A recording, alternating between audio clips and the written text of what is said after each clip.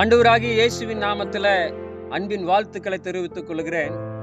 நம்முடைய வாழ்க்கை எந்த அஸ்திபாரத்தின் மீது கட்டப்பட்ட ஒரு வாழ்க்கையா இருக்கிறது என்பதை நம்ம சிந்தித்து பார்க்கணும்.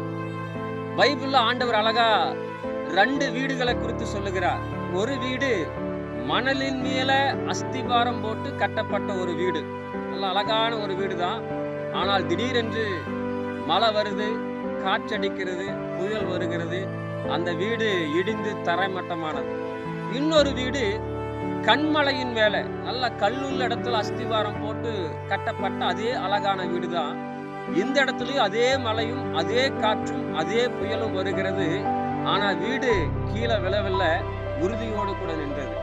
இன்னைக்கு நிறைய நேரம் நம்முடைய அஸ்திபாரம் மணலின் மீது கட்டப்பட்ட ஒரு வீட்டை போல, என்கிட்ட பணம் இருக்குது, நான் எதையும் சாதிச்சிருவேன், என்கிட்ட அதிகாரம் இருக்குது, என்னால எல்லாத்தையும் செய்ய முடியும், எனக்கு நல்ல மக்கள் பலம் செல்வாக்கு இருக்கிறது, நான் எல்லாத்தையும் சாதிச்சிட முடியும்னு சொல்லி இப்படிப்பட்ட அஸ்திபாரத்தின் மேல நம்முடைய நம்பிக்கையை வைத்து நம்ம வாழுகிறோம்.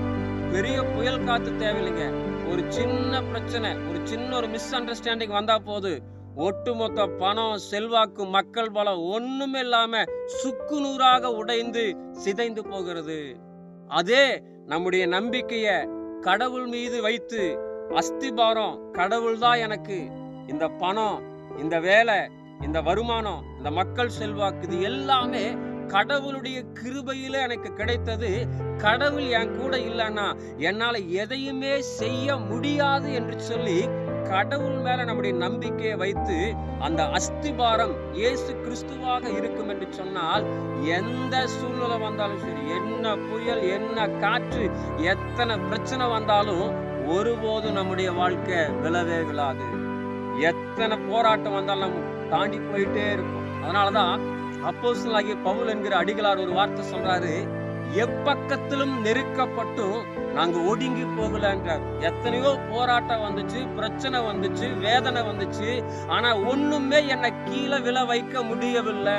ஏன்னா என்னோடு ஆண்டவர் இருக்கிறார். இதை கேட்டுக்கொண்டிருக்கிற அன்புக்குரிய கடவுளுடைய பிள்ளைகளை, இன்னைக்கு உங்களுடைய என்னுடைய நம்பிக்கை அஸ்திவாரம் எதன் மீது இருக்கிறது?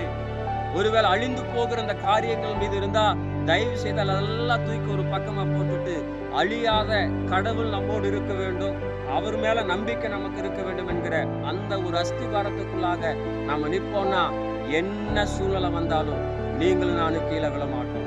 God bless you.